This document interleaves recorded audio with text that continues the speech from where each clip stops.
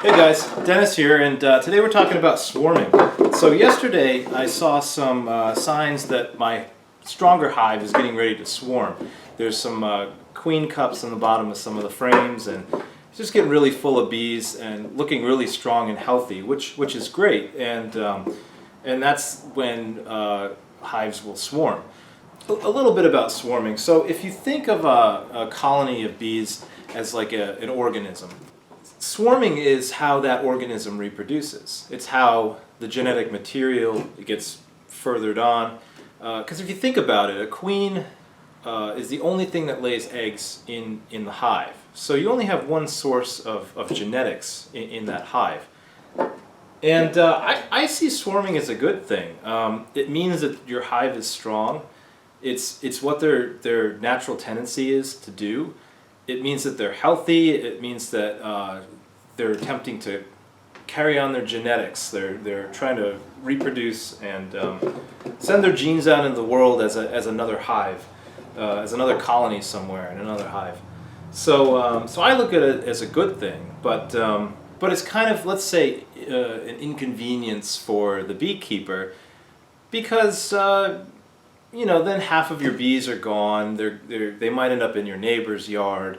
So the colony that's left takes some time to build back up, and you're not producing honey at that time, and if that's what you're going for. So beekeepers like to manage the swarming. So they do different things. There's different methods you can use to manage the swarming. So of these management techniques for swarming, there's like two types, and one is you kind of break their spirit. You make them not want to swarm anymore. And another technique is to kind of make them feel like they did swarm. So the first technique of, like, I say breaking their spirit is kind of like anthropomorphizing, which is not entirely accurate. But basically what you do is you either weaken the hive, or you rearrange it in a way that they think that the hive isn't as strong as it was, or it isn't as strong as it was. And so their tendency to swarm is lessened, and they probably won't swarm after that. The other way is you can basically swarm it for them. So like you decide. So you take the queen, you take some workers, and take them out of the hive like they would on their own. But the difference is now you're choosing which bees are going to leave and when they're going to do it. Either way, it's artificial. It's not natural for them, but the result is that you kind of can control or manage this swarming that's happening. So what I'm going to do today for my hive is like the first type of technique. It's I'm going to weaken the hive essentially, and I'm really fortunate that I actually have another hive that I recently started from a package, and it's a lot weaker, so it could really use some extra brood in there. So what I'm going to do is basically take some of the brood from the really strong hive and separate it out and add it to my weaker hive. And I'm going to add some empty comb and some empty frames in the stronger hive so that they have more space. Another way to think about it is you're reducing the population pressure on them. The crowding isn't going to be as bad. So that will hopefully keep them from swarming. It's not always guaranteed. I mean, I could actually do this and then they could swarm anyway. In that case, I actually have a swarm trap up in a tree near my hives. And just in case they do swarm, maybe I can actually catch them. So when we get out there, there's actually one important thing. I have to find the queen from the strong hive. So I need to make sure that the queen stays in the strong hive and that I don't accidentally put her in my weaker hive, because then I'd have two queens there, no queen in the original hive. If we can't find the queen, if maybe they did swarm, I don't know. I'm going to have to change my technique, and I might have to start a third hive. I'm not sure, but we'll cross that bridge when we come to it.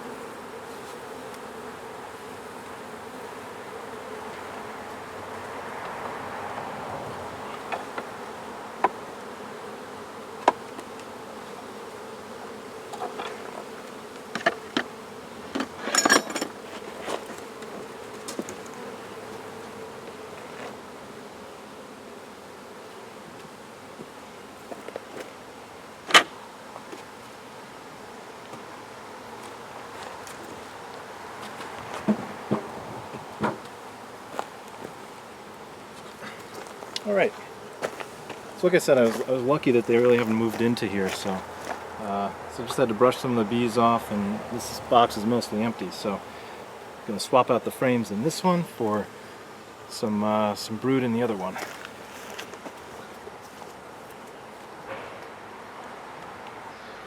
So this could get a little bit hairy. This is really disruptive, and it's by design, so probably going to see a lot of bees in the air.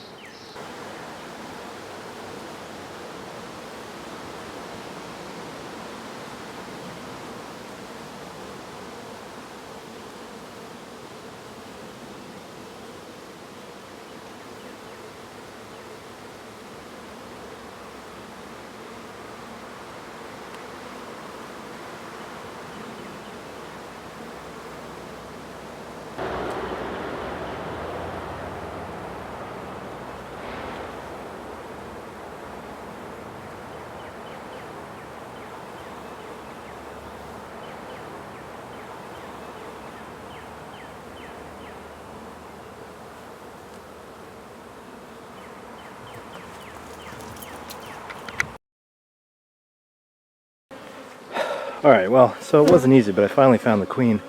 She's actually in this front box here that's kind of tilted up, and of course, last place you look, that's actually the second box that'll go down the lower one, but I'm actually in a good position now to where I'm actually going to get rid of the final two deeps in that deep box there. They started building comb on some of the lower, on some of the underside of the mediums, you might see it, but going to take those deeps out now. As I'm doing this, I have to cut out any queen cups, like that's one right there. There's another one. And it's really tedious, but you cut out any of these cups so that they can't make new queens. All right, so I got all but the last two deep frames out of my deep box here, and into this spare medium that I painted green that I had. So I'm going to take those two and kind of brush the bees off, and those two medium frames, unfortunately they're full of pollen and bee bread, so it's a good resource for them, but what am I going to do? I want the frames. I don't want them to have deeps in there.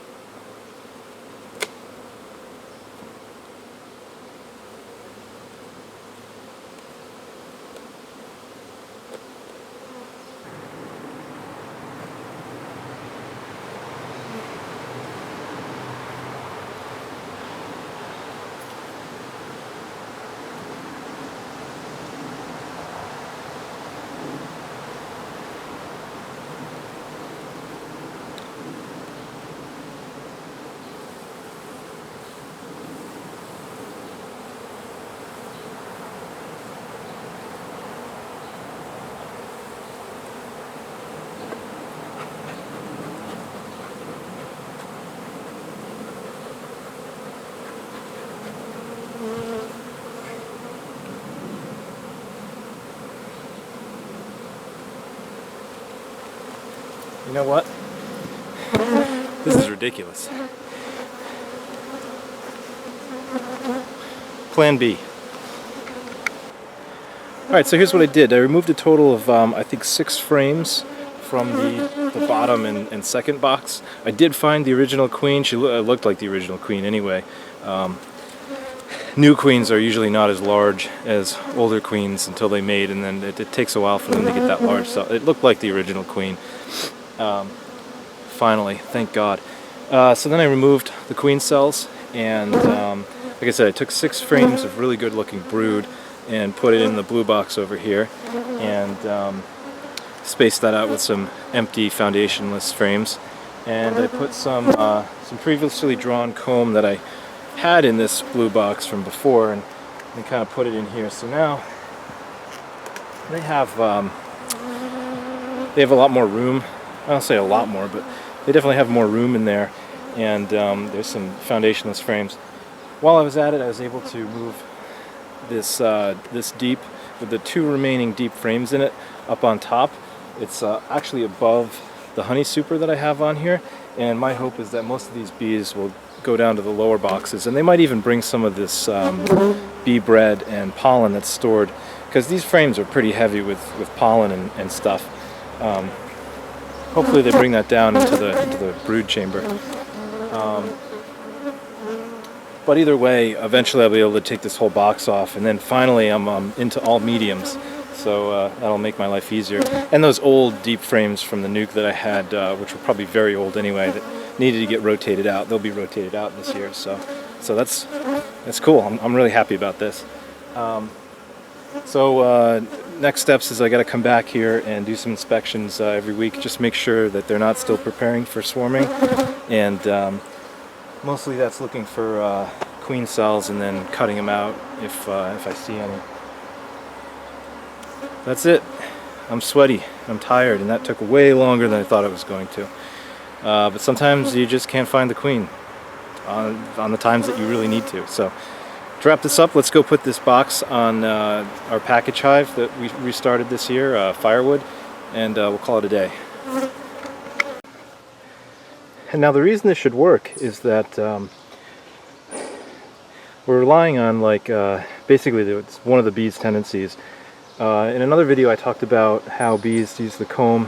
It's like an organ of the hive, and they mark it and with pheromones and chemicals, and they communicate with it, and they'll follow the comb based on those chemicals. So that's one tendency.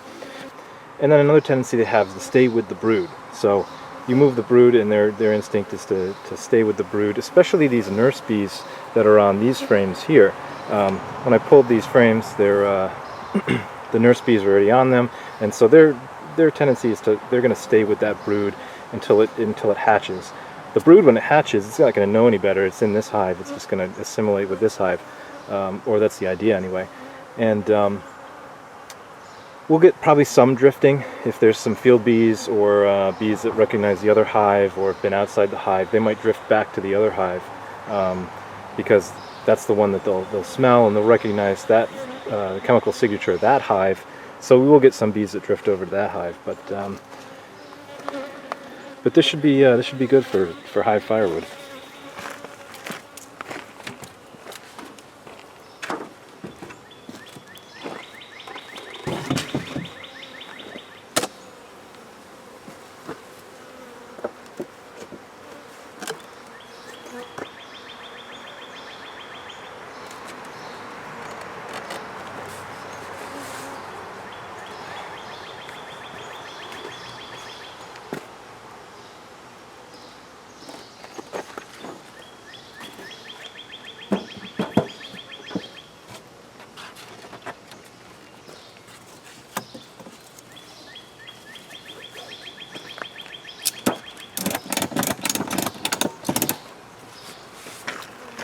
Alright, and just like that, we just about doubled the strength of this hive over here, and hopefully prevented our main hive, the strong one, from swarming.